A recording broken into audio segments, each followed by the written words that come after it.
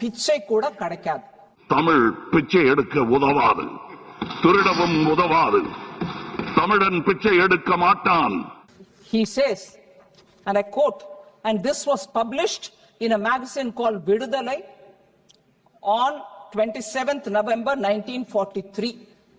What does he say? And I will give you a brief translation afterwards. He says, Tamil padithal pichai kuda kadakadu. That one line is enough, sir, but I will read the passage. What does it mean? If you learn Tamil, even bhiksha, meaning nobody, a beggar cannot also survive. You won't get even alms, meaning you won't even get anyone giving you dhan. Tamil padithal pichai kuda kadakadu.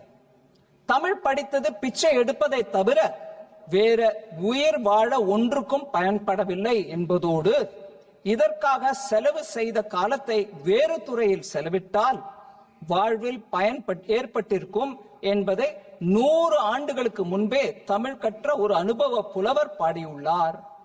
He says that. பிரிய சகோதரி பவதி பிக்ஷாந்தேஹி. சரி கேட்கும். பிரிய சகோதரி பவதி பிக்ஷாந்தேஹி என்று தெலுங்கில் இசைவாடி வந்த அந்த மாமனிதர் இசைமேதை தியாகராஜன். அவர் பிக்ஷா பாத்திரத்திலிருந்து எடுத்த சில்லறைகள் நவீன காலத்திற்கு உதவாது என்று தெரிந்தவர்கள் நீங்கள். நீங்கள் வெள்ளைக்கார கல்வி கற்றது கண்டிப்பாய் கற்பூர புத்திதான். அது காற்றோடு போய் பல ஆண்டுகளாகிவிட்டன. அதன் பிறகு உங்கள் பிச்சை பாத்திரம் உருமாற்றப்பட்டது. பிச்சை குவளை பெரும் உண்டியலானது. அந்த உண்டியலை உடைத்து நிதி திரட்ட உதவுவோர் இன்று தமிழரை பார்த்து என்ன சொல்லுகிறீர்கள்? தமிழ் பிச்சை எடுக்க கூட உதவாதா? ஓரளவு உண்மைதான். ஒரு தெற்கத்தி அறிவுரை தங்காய்.